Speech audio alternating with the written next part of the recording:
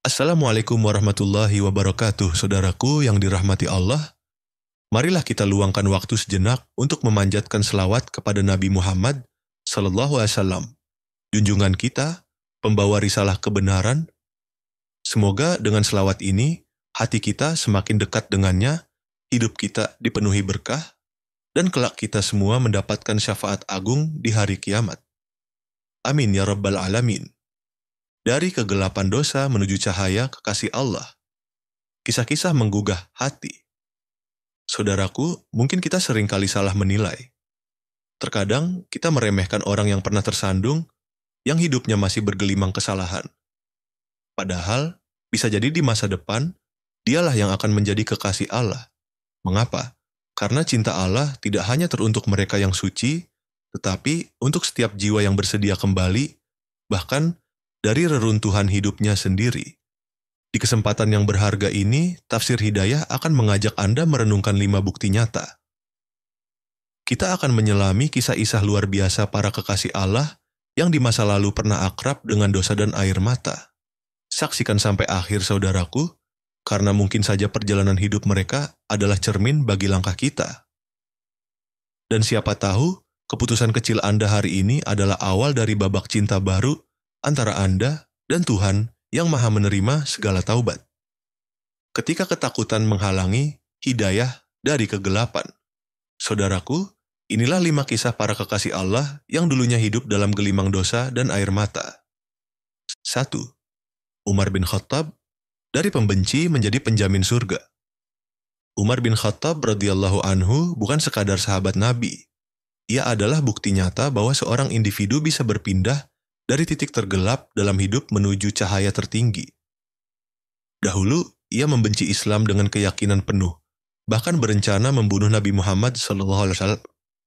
Namun, saat hatinya disentuh oleh ayat-ayat Al-Quran, jiwanya luluh. Bukan karena paksaan, melainkan karena rohnya mengenali kebenaran hakiki. Momen perubahan Umar bukanlah peristiwa besar yang dirancang megah. Hanya selembar ayat yang dibacakan oleh saudarinya sendiri membuatnya tersadar. Dari sini kita belajar, terkadang yang mengubah hidup bukanlah nasihat panjang atau ceramah yang keras, melainkan satu kalimat yang jujur dan menyentuh kalbu. Hidayah tidak membutuhkan pintu lebar, cukup celah kecil asalkan hati Anda terbuka. Setelah memeluk Islam, Umar tidak menjadi sosok yang setengah-setengah. Ia berubah total dengan keikhlasan yang kokoh dan ketegasan yang adil. Dan dari situlah kita memahami bahwa Allah tidak menilai siapa Anda dulu, melainkan siapa Anda sekarang, dan siapa Anda ingin menjadi. Masa lalu tidak dapat diubah, tetapi masa depan bisa dibangun. Bahkan dari puing-puing kegagalan. Umar yang dulunya keras justru menjadi simbol kelembutan yang diselimuti keberanian. Ia menangis dalam sholat, tetapi tak gentar di medan jihad. Inilah keindahan perubahan dalam makrifat. Bukan hanya lahiriah yang berubah, tetapi juga batin yang lembut, sadar, dan berserah diri. Orang yang dulunya menentang Islam kini menjadi salah satu khalifah terbesar dalam sejarah. Ini pelajaran penting bagi kita semua. Jangan merendahkan orang hanya karena mereka masih dalam kegelapan, karena bisa jadi kelak merekalah yang menerangi jalan Anda.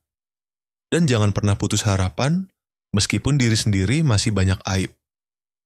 Umar bin Khattab membuktikan bahwa satu langkah menuju Allah bisa membuka jalan yang tidak disangka-sangka. Saudaraku, kisah Umar adalah cermin bahwa perubahan itu mungkin. Bahkan, perubahan besar dimulai dari keberanian kecil untuk mengakui kebenaran.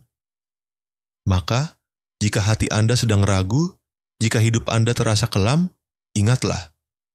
Allah telah membawa orang sekeras Umar ke dalam pelukan hidayah, dan dia pun sanggup membawa Anda, asalkan Anda mau melangkah walau 1 inci. 2. Fudail bin Iyad, dari perampok menjadi ahli makrifat.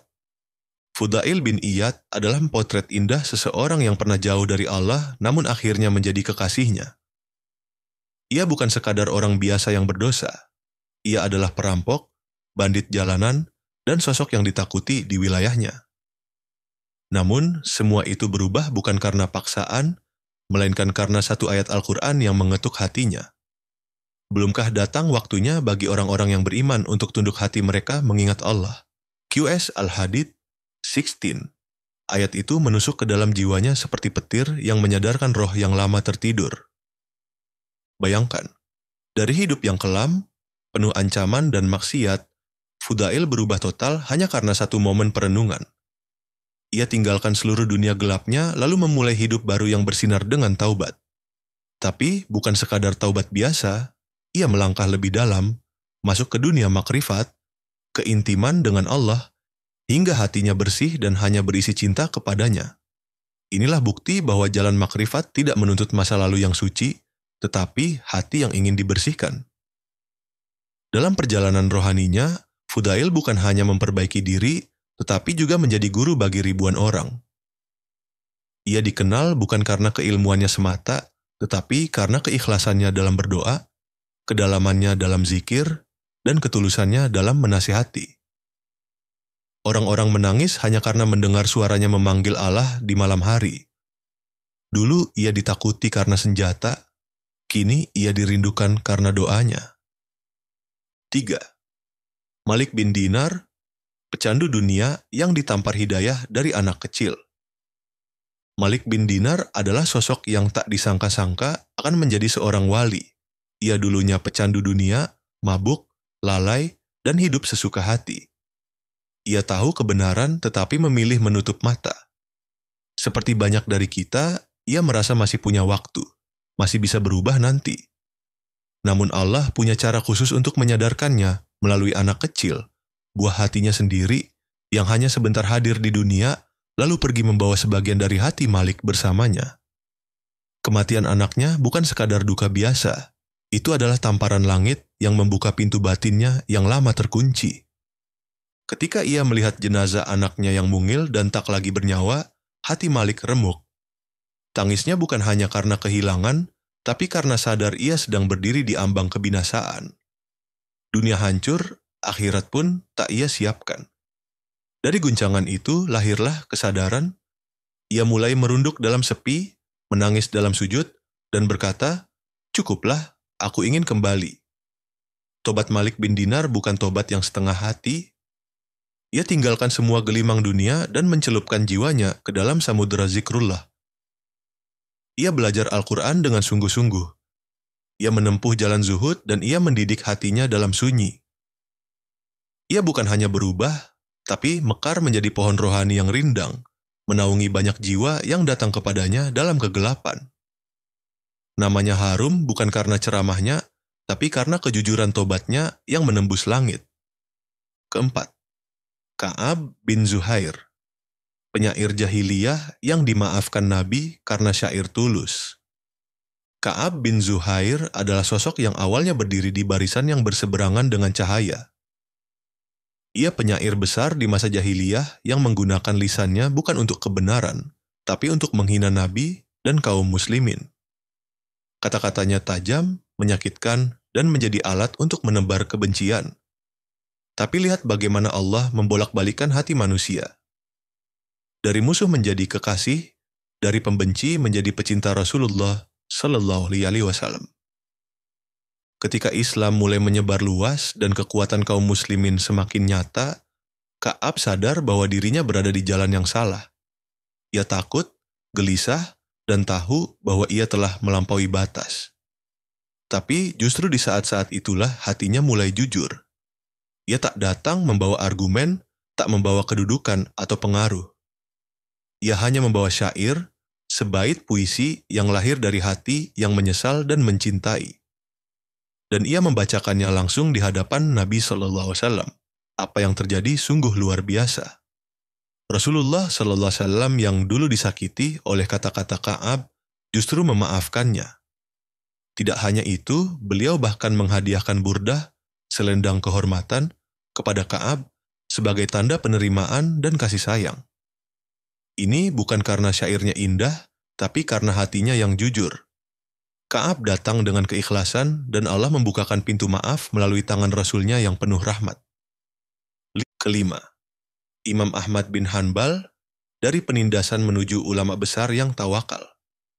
Imam Ahmad bin Hanbal bukan hanya dikenal sebagai ahli hadis, dan pendiri salah satu mazhab fikih, tapi juga sebagai simbol kesabaran dan tawakal yang luar biasa. Di masa mudanya, beliau bukanlah sosok yang hidup dalam kemudahan. Ia justru mengalami tekanan besar dari penguasa karena menolak menyetujui paham sesat yang mengatakan bahwa Al-Quran adalah makhluk. Demi mempertahankan kebenaran, beliau harus merasakan penjara, pukulan, hingga ancaman kematian. Tapi ia memilih diam dalam sabar dan menggenggam keyakinannya erat-erat seperti menggenggam bara. Yang luar biasa dari Imam Ahmad bukan hanya ilmunya, tapi jiwanya yang berserah penuh pada Allah. Ia tak membalas caci dengan cela, tak membalas kekerasan dengan dendam. Bahkan ketika tubuhnya penuh luka akibat cambukan, ia tetap memanjatkan doa bagi pelakunya. Ini bukan kelemahan, tapi kekuatan rohani yang hanya dimiliki orang-orang yang hatinya telah luluh dalam tauhid sejati. Hatinya tidak dikuasai oleh amarah, tapi oleh harapan kepada Allah yang Maha Adil. Ketika dunia menekan, Imam Ahmad tidak menyerah. Ia tidak mencari jalan pintas atau kompromi yang melemahkan prinsipnya. Ia tetap menyampaikan kebenaran meskipun harus sendirian, dan dari kesendiriannya itulah Allah meninggikan namanya. Dulu, hanya segelintir orang yang mendengarkan